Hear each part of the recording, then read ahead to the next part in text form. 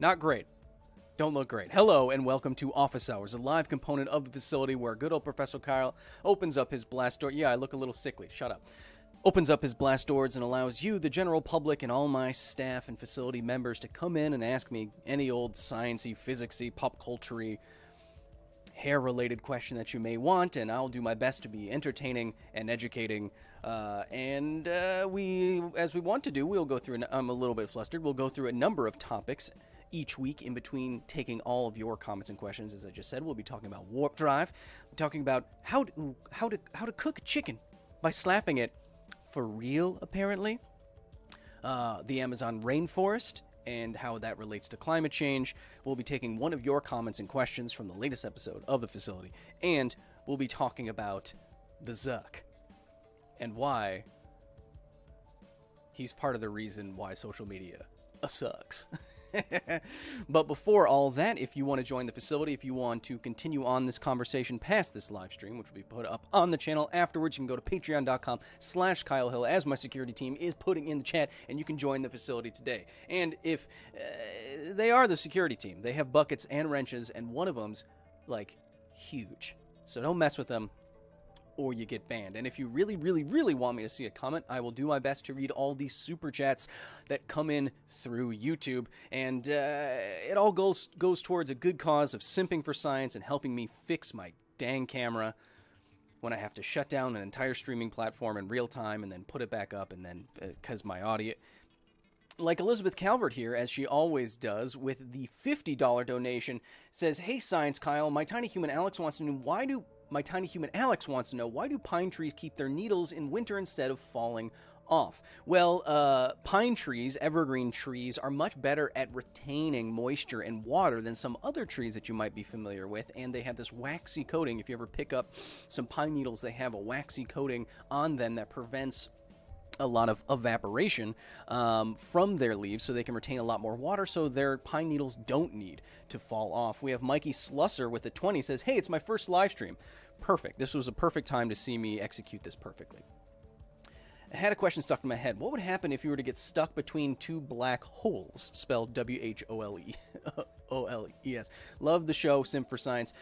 It depends on where you were. If you were stuck between two black holes and those black holes were far enough apart, nothing would happen to you, because they're just like any other source of gravity. What makes a black hole dangerous and interesting is that, well, when they start spinning, when they can have these accretion disks around them, or when you cross their event horizon, the point at which the escape velocity from this source of gravity is effectively the speed of light, if not higher.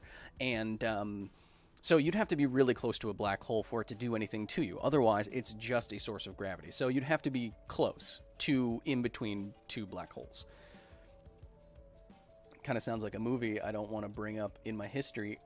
Chef Smoke with the 50, one of my original facility members, professors. "Hey show, love the Kyle and the Demon Core powered footed basilisk. How could we science up some Magic the Gathering, create and use mana, etc.?" Well, I did the Turing Machine episode with some of my friends at the Command Zone, Jimmy and Josh. And I do actually have an idea for another Magic the Gathering related episode. As you can see, I have a semi-invisible Magic the Gathering shirt on now because I'm a huge Magic the Gathering nerd. One episode I want to get into is hypergeometric calculations, how to calculate opening hands, statistics, how to make your deck building a little bit better with math. But let's pause the super chat for just a second so we can get on to our first topic. I know many of you want to hear me talk about warp drives, and you're waiting to see if the color correction is going to happen for my face. And to that I say, who knows? That's looking a little better. Okay, warp drive. So, as a number of you were pointing out in the chat a little bit beforehand, this seems very similar to a topic that I talked about last week, and indeed, that is true. But this is yet another new paper exploring a better solution to a very imposing problem. And the imposing problem I'm talking about, I talked at the beginning of the stream, and you can demonstrate that graphically.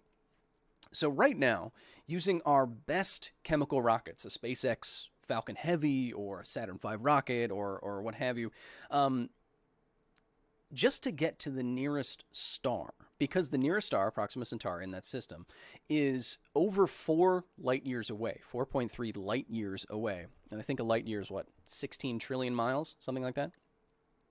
So you're talking about a road trip. You're talking about a serious road trip there.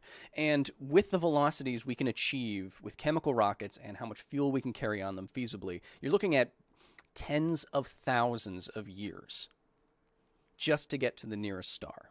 So with chemical propulsion, the only way humans are getting there is going to be with something like a generation ship, and even then, it's going to take many 500 generations of humans just to get to the nearest star, and who knows if there's even anything when we get there. Nuclear propulsion, as you can see, is one of the grand dreams of space travel, to have like a nuclear fusion engine powering you. It can create a lot of thrust for a very long time, because the energy source is very efficient. You don't need a lot of nuclear material to get a lot of power and energy, heat out of it, heat to throw stuff out the back of your rocket. So you shorten that to maybe 1 human generation, like 100 years. Now, if human lifespan and healthcare keeps progressing in the way that it seems to, doubling our life expectancy every so often, at least in the last 100 years or so, 200 years, then you could see, maybe that's feasible. But with something like a warp drive, you bring that down to what is, comparatively speaking, just a quick road trip out to the nearest star, 4 years. And that is because a warp, or maybe under 4 years, and it says under 4 years, because these warp drives want to travel faster than the speed of light. Now, how can we do that? The usual math and the usual physics says you cannot do this. Why? Well, if you want to travel faster than light, the equations tell us, and Einstein's equations tell us, that you'd have to have an infinite amount of energy, literally. It's like trying to divide by 0 or something like that. It's not going to work in our physical universe. There's no such thing as infinite energy, and so if you have mass, you will never be able to go from underneath the speed of light to over it. And the universe gives us every indication that it doesn't really, quote-unquote, want us to do this, by which I mean there's a lot of paradoxes that could easily come up. I'm sure you've heard of a number of them, but if you can travel faster than the speed of light, you can theoretically travel back into your own past, double back on your own world line, meet your previous self, kill your grandfather, whatever, violate causality as we know it. And so it seems like there's a lot of barriers for this to happen. But nonetheless, physicists are very intrigued by this idea, and why shouldn't they be?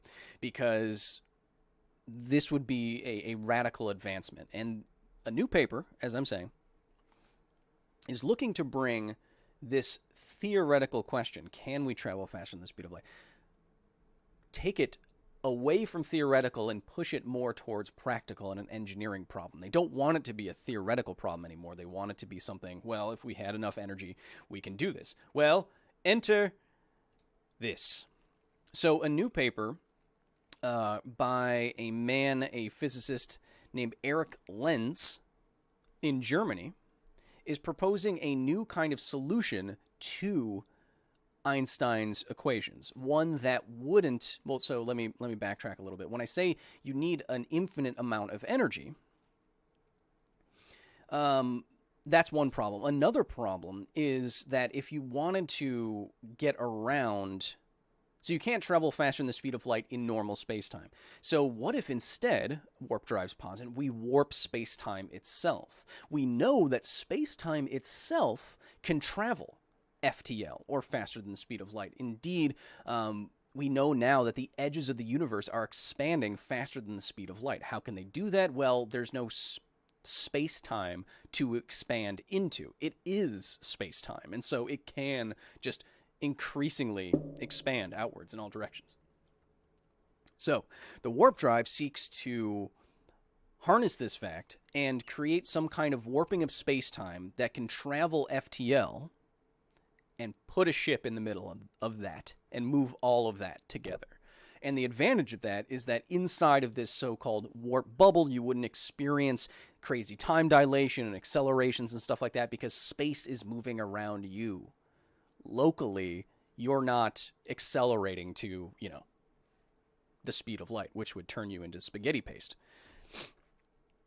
But there's always been a problem with this and with the Albuquerque drive and Alcubierre drive, where the solutions to these have their own problems, where it requires something like negative energy, which again, like infinite energy, is a thing that doesn't exist in this universe, so it's not going to work. However, this paper by Eric Lenz proposes, now we can retrack instead of backtracking. This paper by Eric Lenz says he found a solution that fits within positive energy densities, meaning that just with the laws of physics, with magnetic fields, electric fields, you can create something in a positive energy density regime, and you can have a warp bubble that works in this way.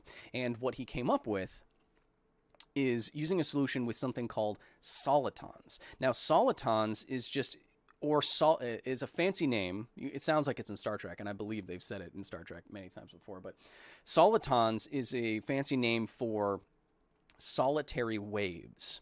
And what's interesting about these waves is that they don't change shape or energy, and they move at a constant velocity. So imagine a wave propagating on the surface of the ocean, except the crest is always the same and it never changes like that. So he was imagining a soliton warp bubble that moves through space-time without changing its shape or velocity or energy. Now, according to his calculations, which I admit I don't understand because I'm not a PhD physicist, I just play one on TV. Now, according to his equations, there are solutions that are in the positive energy density regime. And so you could have superluminal, or faster than light, soliton warp bubbles around certain ship configurations that no one has apparently looked at before, and that this would warp space in front and behind the ship so that it could travel faster than light. Now, I said before, with something like the Alcubierre drive, there are problems. And with this drive, even though it is not requiring something like negative energy, there are still problems. What problems they be? Well, as Mr. Lenz points out himself, the quote, "The energy required for this drive traveling at light speed encompassing a spacecraft of just 100 meters in radius," so not all that big in radius, the energy required to put a warp bubble around this ship, which is in 100 meters in radius, what is that? So it's like twice the length of the International Space Station. Not that big. The energy required is on the order, quote, of hundreds of times the mass of the planet Jupiter. Okay. So what does that mean when he says this? Now, I wanted to actually go through this with you. We have a $100 donation from Neely Collier, who says, Kyle the show love. Stay classy. You know what, Neely, for that $100, what I'm going to do something with you that I've never done on stream before, and I can only do it because I have my stream now powered by Apex gaming PCs. So what I'm going to do is I'm going to show you the problem here. So we have a positive energy density that's good, but just how much energy are we talking about here? Hundreds of times the mass of Jupiter. Okay, well, let's convert the mass of Jupiter directly into energy. So what I'm going to do is I'm going to put this, here we go, look at this. All right, now we're doing it. Now we're doing this in real time. So I always go, whenever I'm doing calculations, I go to my favorite website, Wolfram Alpha, which helps me do everything that I do, writing scripts and all that. And so just for Neely Collier, what we're going to do is transmute the mass of Jupiter. So let's just say, they said hundreds of times. So let's say 200 times mass of Jupiter. Jupiter. All right, so hundreds of times mass of Jupiter. How do we directly make that energy? Well, as you know, E equals mc squared. I believe that's probably, they're probably referring to like enough energy is the mass energy of Jupiter. So I'm going to take the mass of Jupiter, and then I'm going to multiply that times c squared. And what I like about Wolfram Alpha is it already knows the mass of Jupiter and some of these variables like c. So let's put that in. And what we get is this. 3.4 times 10 to the 46 joules. 3.4 times 10 to the 36 joules is, well, it's 3 followed by 46 zeros. Now, as another reason I love this, you can compare it to other energies that Wolfram knows. This is 200 times the energy released from a supernova. To put it another way, let's do another comparison. How much energy is this? Well, as I have calculated a number of times before on numbers of different shows, the amount of energy it would take the Death Star's laser beam to blow up the planet Earth is roughly 3 times 10 to the 32 joules. So we're now comparing the energy. How much more is the energy just needed to put a warp bubble around a one spaceship? How much more powerful do you need to be than the Death Star's laser?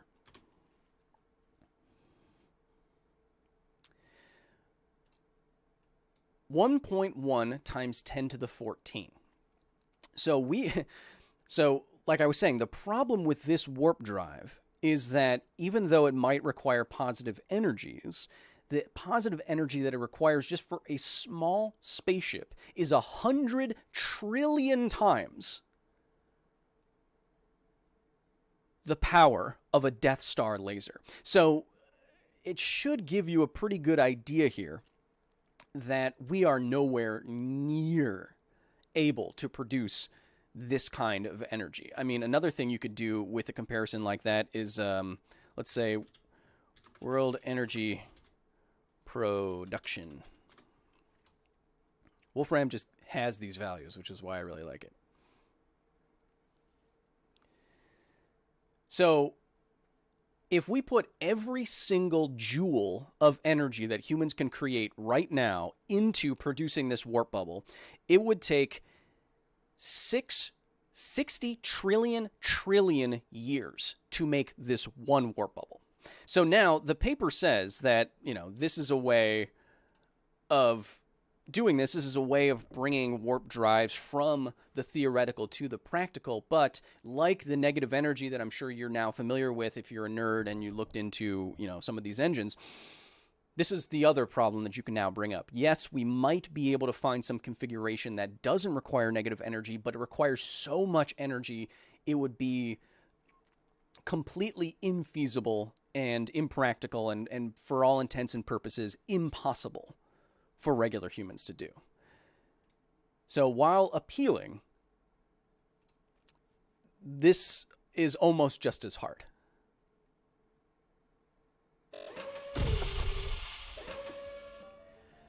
DW Jones says, oh, so just a couple of AA batteries then? Did you hear anything I said? Darkwing Duck? Sintra says, just make a tiny warp bubble? Well, tiny warp bubbles are good, but if you want to take people to the nearest star, you have to accommodate those people. You need food, you need cargo, you need stuff you're going to build out once you get to wherever you're going. You can't... Yes, it would require less energy, but there's going to be some...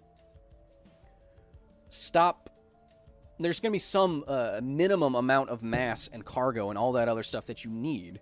And so it's not going to get so much smaller, right? I mean, the International Space Station is already constrained in this way. It's trying to be as small as possible too, right? So these warp bubbles, the energy required is just incredible. We have Kevin Mayer with the 20 says, hey, just want to say thank you for all the interesting sciencey videos.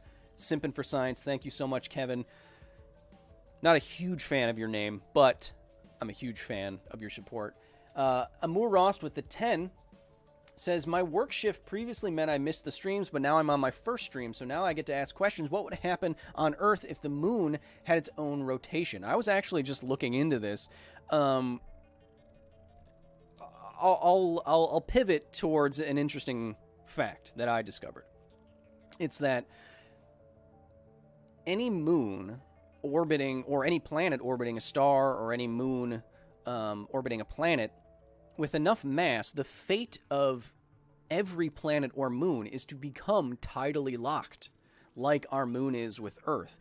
That meaning the moon always shows the same face to us because the rotation of the moon is synced up with the Earth's rotation, and so it always sees the same face. Why does this happen? Why is the fate of all of these celestial bodies to become tidally locked? Well, it's because if the masses are large enough, the gravitational tidal forces will push and pull on these celestial bodies, and these celestial bodies will deform. On Earth, you see the tides happen, and if these tides and these bumps aren't perfectly aligned with how the two bodies are orbiting, then there's some torque created with the forces not being in line. And what this does, the torque acts to slow down rotations such that it eventually syncs up, and then you get tidal locking.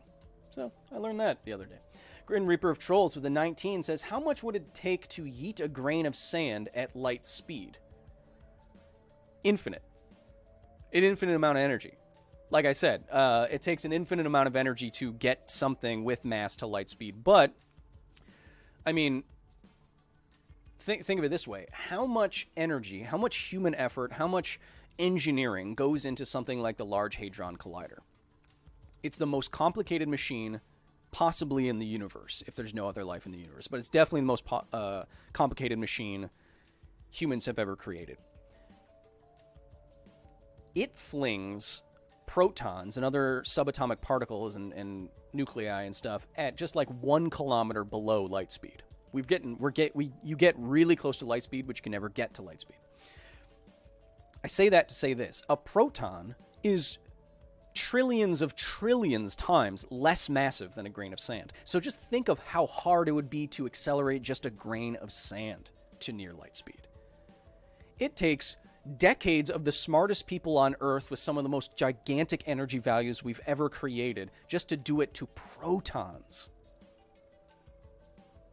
So to do it to grains of sand, totally different thing.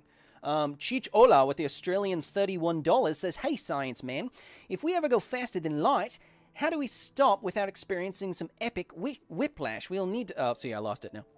We'll need to factor in a huge stopping distance to slow down safely, or just really good seatbelts. Cheers, you legend. Yeah, that's something that the only show that's ever shown this is The Expanse, which is, again, why it's the best sci-fi show of a generation. But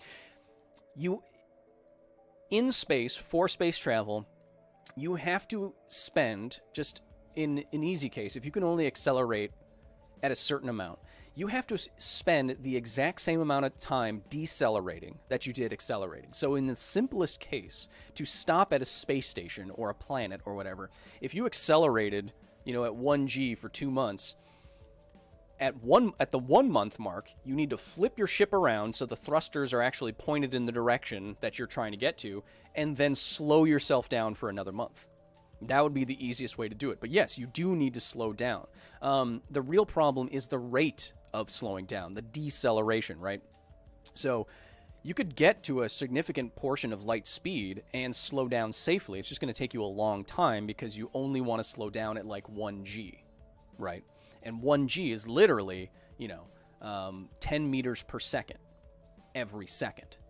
So if, near light speed is hundreds of thousands or if not millions of meters per second, then you can see how long it would take to chip off tens of meters per second over time. It could take you a really long time, and that's a big problem.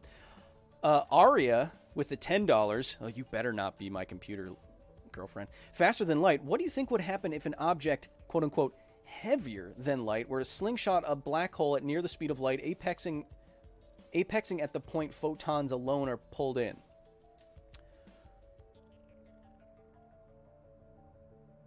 I don't know. A gravitational slingshot around a supermassive black hole would give you a big boost because it is so massive, and the gravitational slingshots work because you're robbing momentum from another body, but because the body is going so quickly, say a planet around the sun, 30 kilometers per second or whatever, because it's going... Is that right? No. Yes, it is. Because it's going so quickly, you can steal some of its momentum in the gravitational interaction, but it's so massive compared to a spaceship that the planet or black hole or whatever doesn't slow down at all, really, and you speed up a lot because you're much less massive. It's just m times v. It's a simple up-down kind of thing. So if you gravitationally slingshot around a black hole, I think, again, like I said at the start of the stream, it's just a source of gravity. There's nothing that crazy about it, unless it has like a accretion disk around it. So you could do something pretty slingshotty. Recruiter for Team Basilisk, thank you, with a 20 says, hey Kyle, loving the science. Just want to say keep up the excellent sciencing. Hashtag simping for science. Hashtag all hail the Basilisk. PS, when are we going to get that special argan oil video you promised on your OnlyFans? I told you, you can't tell people about that. All right? It's just for you. No one will ever find the link. Nobody. And what's on that link?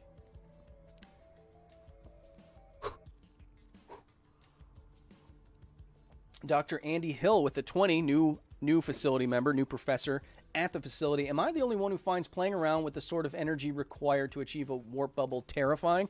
No, I mean, you're talking about the kinds of energies that come out of hypernovas. It is a ridiculous and completely impossible amount of energy for humans as we know it to provide. And let's pause the super chats for a second so we can get on to our next topic. We're already talking a lot today. Angie with the 10 says, hey Kyle. Well, hey Angie. If any given planet in our solar system mysteriously disappeared, would that throw the rest of the planets, including Earth, out of orbit? This is my old childhood fear. No. No. I mean, the distance at which Earth is orbiting, and it's, well, the Earth is already in a stable orbit around the sun. What you would need, if you just removed another planet from orbiting around the sun, I don't think it would have any real effect on it. What would have a gigantic effect, of course, is that if you remove the main source of gravity in the solar system, if the sun disappeared, we'd fly off in a straight line tangent to the orbit that we were under, off into the universe forever, and we'd all freeze to death. But what you really want to do, if you wanted, like, Angie, if you're a supervillain, and if you really wanted to disturb the orbit of Earth, I know you do. I get it.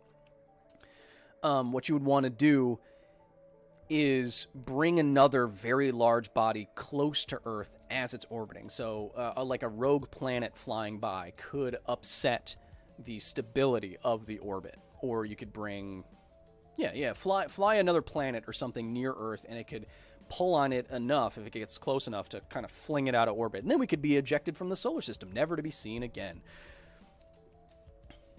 But let's bring this back to more terrestrial matters and slapping chickens until they're good enough to eat.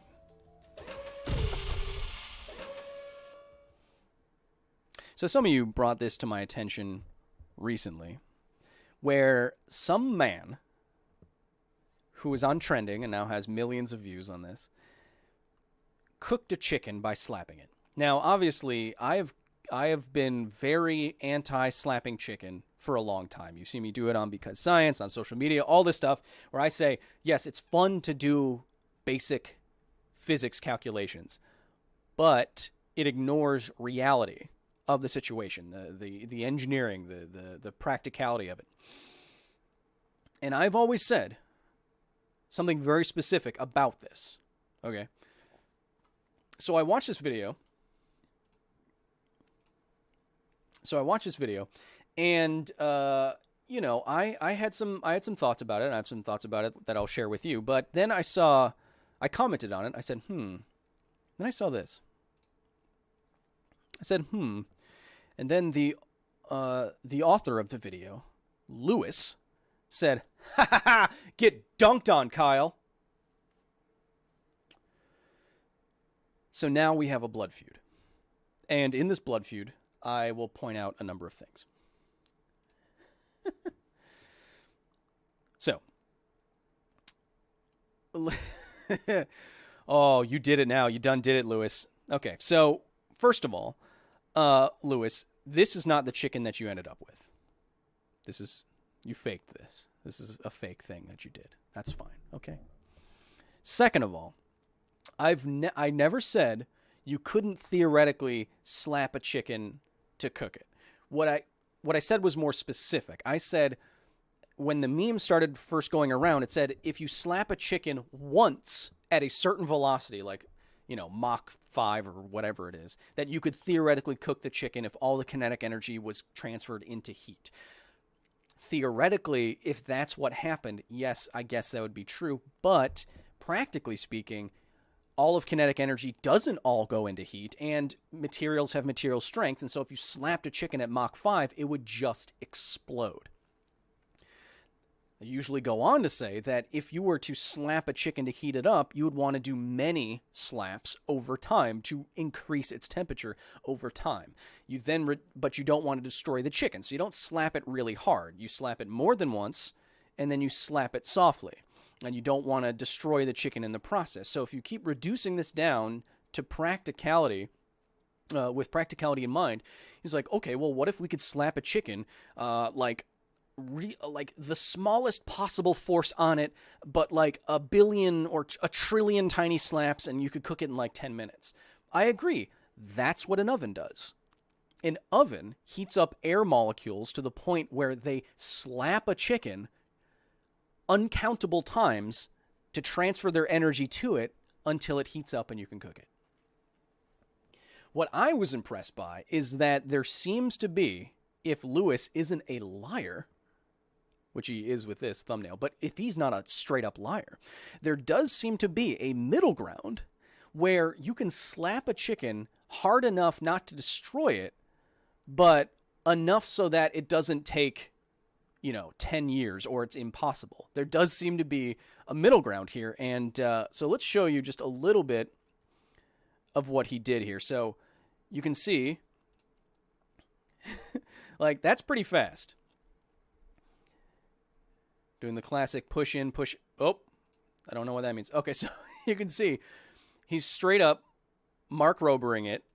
Okay, that's fine. I'm not going to judge you for that. But he's slapping a chicken in a vacuum-sealed bag surrounded by heat-insulating material. So what he's doing is he's transferring energy to the chicken and trying his best to keep the energy inside of the chicken so that over time the chicken can heat up more and more and more. So let's pause the video so Lewis doesn't try to copyright claim me. So in the end, Lewis does achieve a 60-degree Celsius temperature, which is a recommended cooking temperature for a chicken, for an extended period of time, and then apparently it was cooked enough to eat. You can watch the video. It does look done. The bag itself failed, so he didn't want to actually try the chicken because it was going to be filled with fiberglass and aerogel and stuff.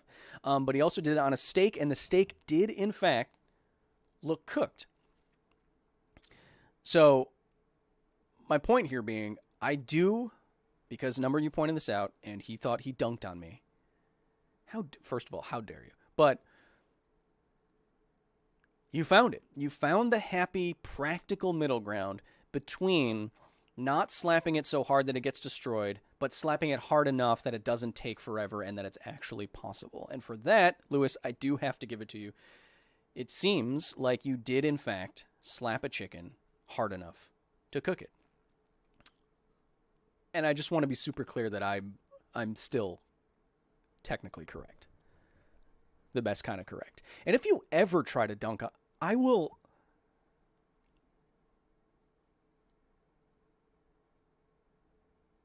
You get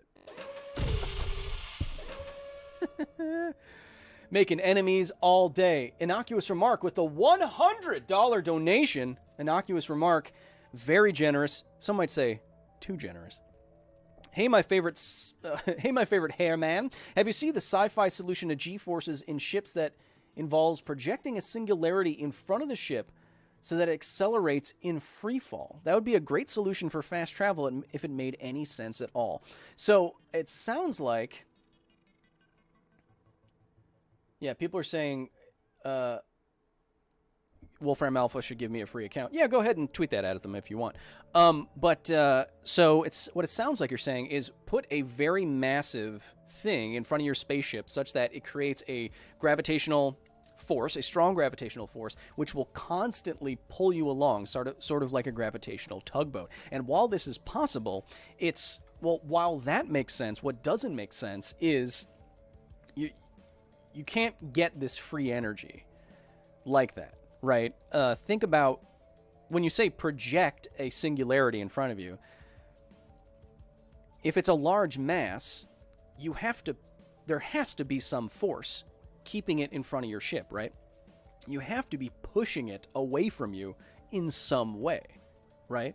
And if you do, I'm guessing if you do the math, it's going to equal out, where the amount of pushing you have to do to keep it in front of you is going to equal the amount of pulling it can do on you.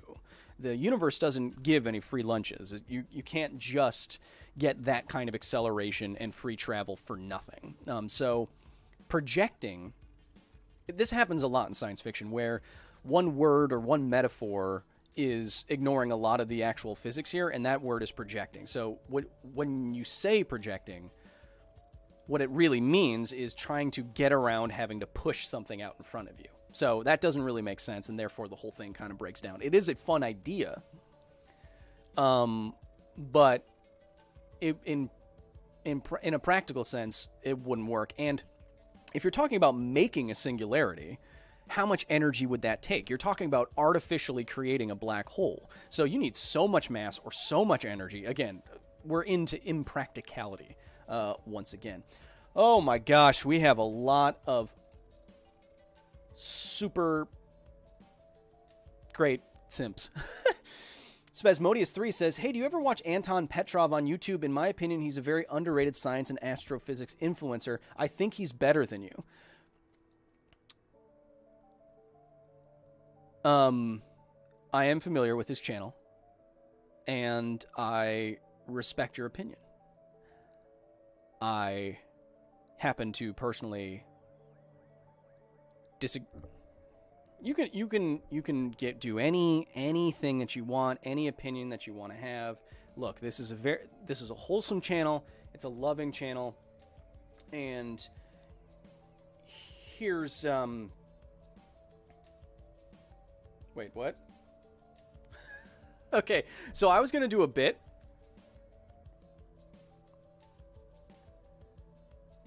Okay, so I was just doing a bit, but I just got an email on my phone, and Raul, if you're watching this, I apologize. I'm not going to say any personal information here.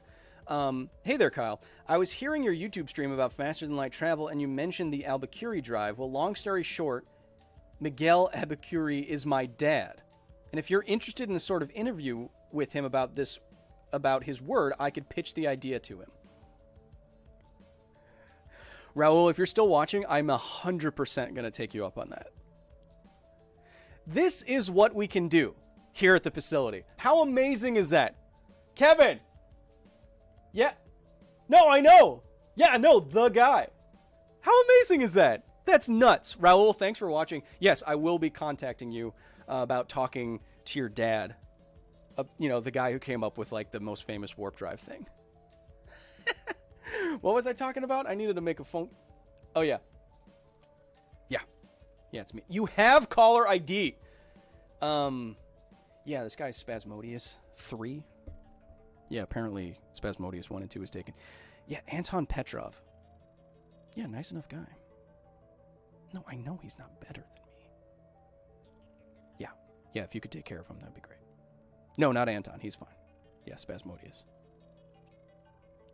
No, I was thinking more like Robo Crocodiles this time? Yeah. Okay. Well, yeah, I know it takes a long time for them to heat up, but yep. Okay.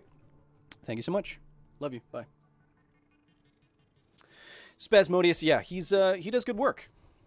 And If anyone knocks on your door, just answer it. Don't worry about it. We have Joe Boone with a $100 donation. He says, with the impending infocalypse, do you think that the natural curiosity kids have will be affected with all the kinds of information being shoved in their faces? What would be the best way to encourage curiosity? Well, the problem, of course, with social media and this fire hose of information, it's a double-edged sword because more people have more access to more information than any time in human history. And on the face of it, that sounds great. Like a 10-year-old can learn more about the world than Plato or Socrates ever knew about the natural world. And that's amazing. But, so I think curiosity is helped in that way by having all this information at your fingertips. If you want to learn about something, you can learn literally everything about everything right now.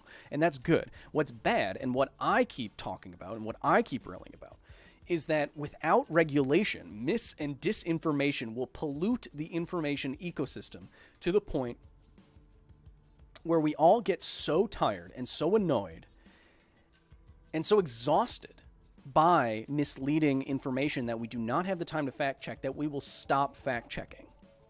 And once that happens, once everyone gets too bored to seek the truth anymore, that's when the information ecosystem falls apart. And then having kids research stuff on the internet could be bad because the percentage, the chance that they encounter some mis or disinformation keeps going up. I mean, it could be a deep fake of me saying that the earth is flat. So I think, I don't know if you have to encourage curiosity, because kids will find what they want to find, but I think you do have to be aware of how they're going about doing that.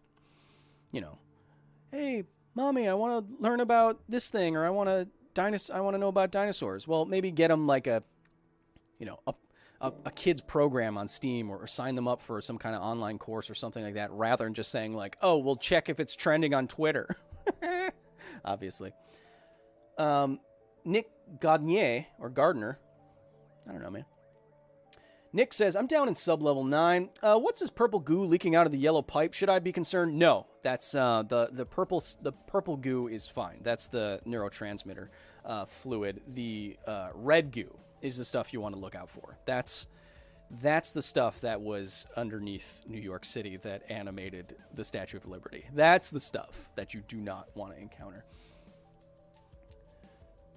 We have JP Keller with the 10 says, hey Kyle, the impervious great worm is loose in the facility again. You might want to get some Kevins on it. I'm not really too. What is an impervious great worm? Is that the 914? Is that the one with Convoke, the Selesnya colors? I know so much about Magic. But if it's a 914, what do we get on it? Just a nice, get the Kevins to get a nice Path to Exile. Should be fine. So let's go on to, since I've been talking for a while, let's go on to our next topic. Yes. Peer review. So as I'm wont to do, I was just remembering that I'm going to talk to the Warp Drive guy. That's going to be cool. What should I do? Leave a comment or tweet at me or something like that and tell me what kind of thing you would want to see out of that. Do you want to see an interview? Do you want to see a breakdown? If we're talking to the man himself, might be able to get it done. Anyway, peer review. So as I'm wont to do on every episode of Office Hours, I take one of the previous comments from the previous episode at the facility and I highlight it and I make you an honorary member of the facility because it's something that made me go, hey, how well. And in the last episode of the facility, we were talking about the feasibility, the realisticness of being sucked out of an airlock like you see in so much sci-fi. Careful with your hand there. And I said it's highly dependent on where you are in the airlock and what you do with your body. And the commenter I want to highlight today is Michael. And Michael says this: I hate when they have something so informative, but then they still get one tangent wrong. The whole you would freeze in space thing. Because space is a vacuum, it's an insulator, like that high-quality thermos you use to keep your coffee hot. there isn't enough particles for your body to transfer its heat to in order for you to freeze. To the contrary, your heat would build up because the body keeps producing it and it has nowhere to go. It's like coating your body in a perfect insulator, causing you to get very hot very fast. Releasing heat in space is a pretty crazy thing. Look up videos on how they have to dump waste heat from electronics on early Apollo missions. Yes, this is exactly right. So let me just clarify a little bit, Michael. Like, having spit or the lubrication on your eye or in your mouth freeze does make sense because the pressure immediately drops to zero. You do have the temperature drop, adiabatic temperature drop, and so that will freeze over like your eyes and stuff. But your body, you will not freeze solid in space very quickly. I've seen calculations where it's like 24 hours.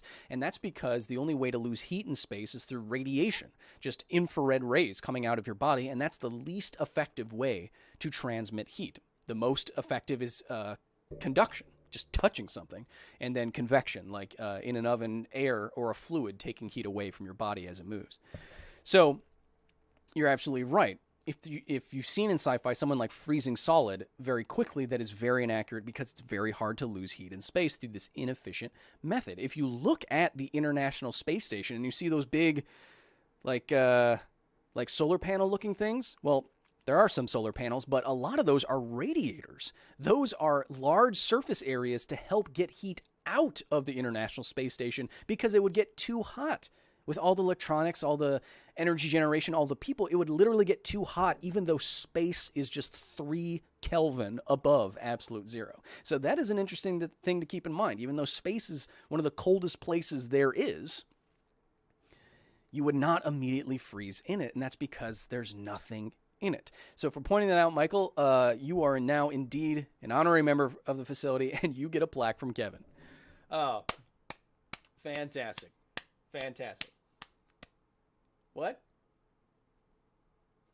No, that's not a plaque. This isn't a plaque. This is just a magic card with my face on it. This isn't even, it's like a custom me. That's not. We'll be right back after this very weird commercial break that you're going to have to try to understand yourself.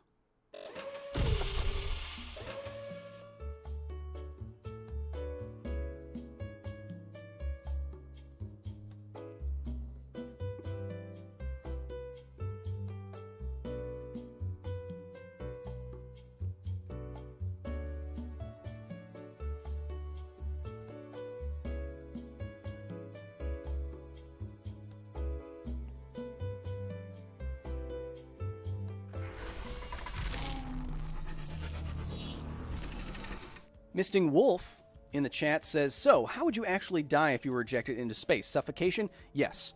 With no oxygen getting to your brain because there's no air in space, you'd pass out in 15 to 30 seconds, and then you'd be unrevivable in about 90 seconds. We know that because we put chimps and dogs in vacuum chambers and see how long it took them to totally die.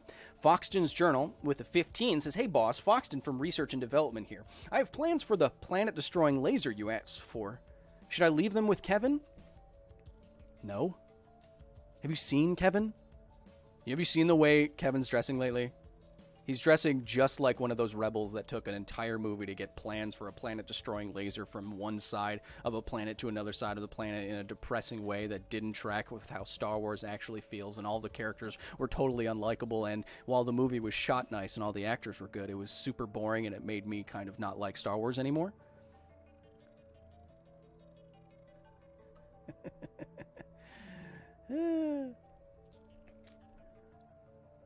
Grin Reaper of Trolls says, with the 20, says, time to nuke cook pizzas. Also, gravitational waves have peaks and troughs. Do they have the gradient necessary to move stuff like a warp field?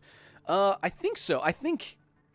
But that's what, like, we're talking about, right? Like, when we brought up that energy value for the warp drive with Wolfram Alpha, the energy requirement there, like 10 to the 46 joules, one of the comparisons I saw was a ripple in space-time caused from the gravitational hole merger that we detected that was the first gravitational wave detection by LIGO. So yeah, you're actually talking about that amount of energy, like two black holes smashing into each other.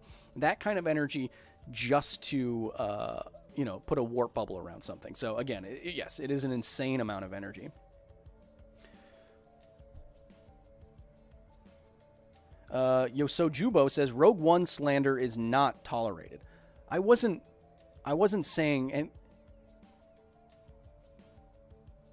the movie was not great. Leave me alone.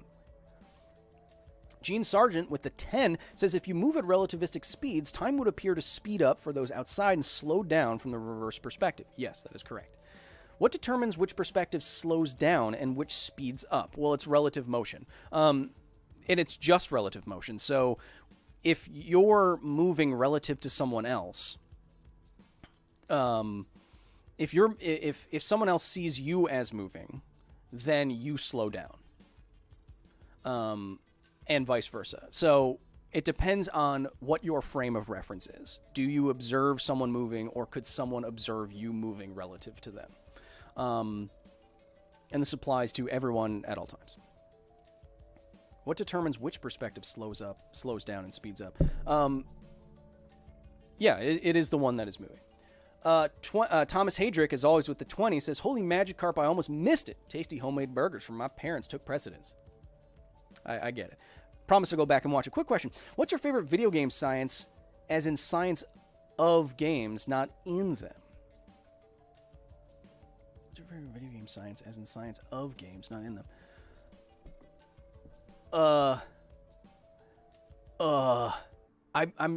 There's a couple ways I can interpret that, and maybe I'm just not understanding. But I like the research that just keeps coming out, that just keeps going against the moral panic that video games are ruining kids or making them aggressive or something like that, where in fact you can show increasing social tendencies and excuse me, increase hand-eye coordination and all this kind of stuff. Games are good. I've been playing Demon Souls, the remake on PS5, like many hours a night. I thought that I would hate it, but I really, really love it. Daedric Online, one of my supporters with the Australian $2, says, what did you think about the movie Interstellar? Interstellar was great. It was filmed great. It had a black hole simulation so good that they actually published scientific papers on it. It was co-produced by a guy who not only won the Nobel Prize in physics like 2 years ago, but also like won a bet off of Stephen Hawking. He's a smart guy. It was beautiful. It was interesting. It was a little bit too long, and they really did kind of lose me once Anne Hathaway said, well, maybe love is the thing that's better, faster than gravity, or better than it. Lady, you're a scientist on a ship going through a wormhole. You're not qualified enough to know that is nonsense? I feel like that line was somebody in the studio. It's like, there's too much science here. People aren't going to connect to these characters. Where in reality, I mean, just the time dilation stuff with Matthew McConaughey and his daughter alone was pretty tear-jerking, so.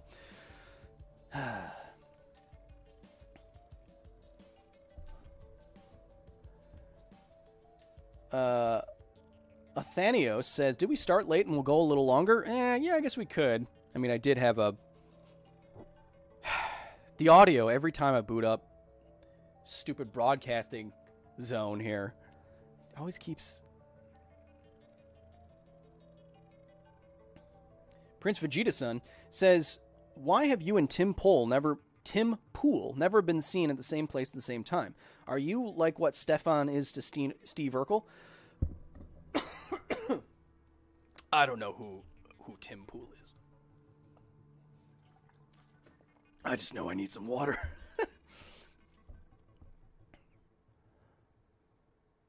Love will find a way. Nicholas Nelson says, do you have any book recommendations? What I've been... I was going to start reading The Plutonium Files by Pulitzer Prize-winning investigative journalist Eileen Wellsome, and that was the basis of my Body Snatchers of Los Alamos mini documentary. So I was going to start reading that.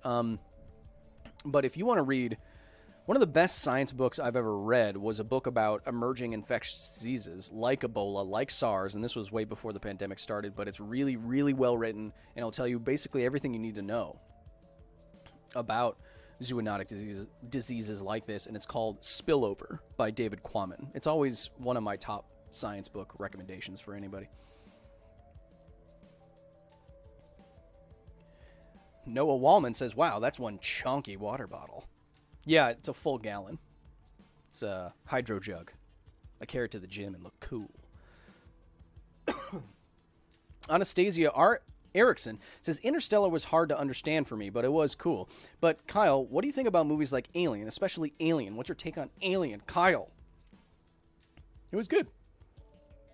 Shot in a way that was really interesting. The dialogue was done in a really interesting way where the actors were comfortable enough and the director was comfortable enough with everyone kind of talking over each other, and it worked in that way. So it made it feel a lot more real and lived in, which I liked a lot. And there's nothing to say there couldn't be an alien parasite that kind of operates like a parasitic wasp does. Yeah. Don't... If there's anything like super unrealistic about that movie, it's like when scientists go and touch alien stuff. Do you, like, you guys know Dr. Moo, right? You know my Dr. Moo. Her whole job for the last couple years was making sure that the new Mars rover that just landed on Mars was clean enough to land on Mars. We spend billions of dollars making sure we don't accidentally touch some alien stuff, and that no alien stuff accidentally touches our stuff. They go through so much effort to do that.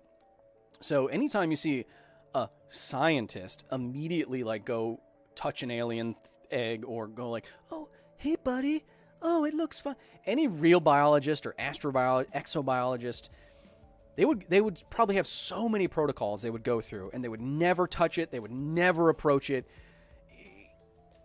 What if it jumps on your face and impregnates your belly? Well, I guess then we wouldn't have drama in a movie.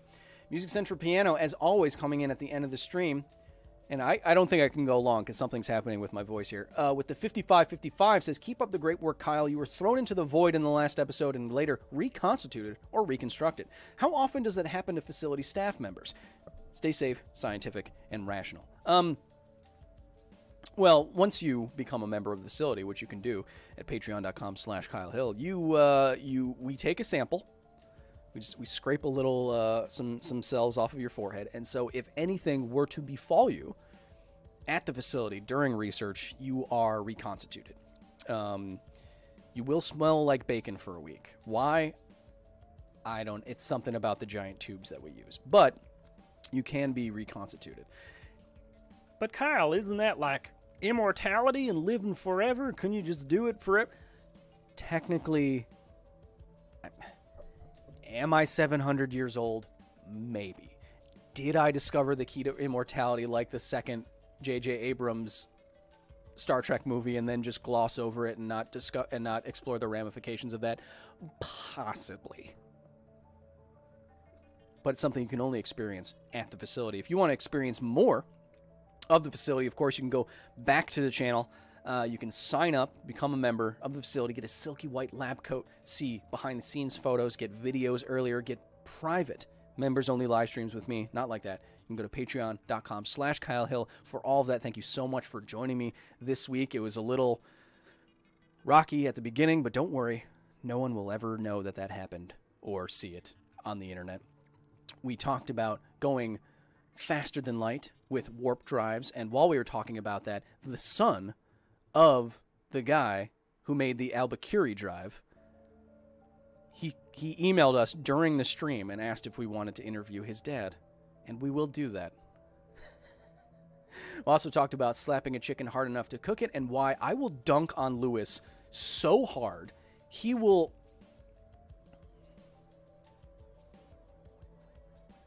You know the amount of energy it would take to create a warp bubble around a large spaceship?